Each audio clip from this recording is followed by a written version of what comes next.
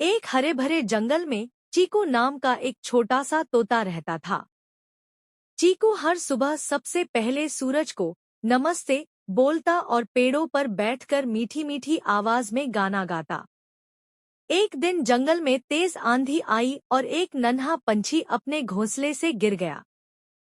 चीकू ने तुरंत उड़कर उसे अपनी पीठ पर बैठाया और उसके घोंसले तक पहुंचाया। पंछी की मां ने भावुक होकर चीकू को धन्यवाद दिया।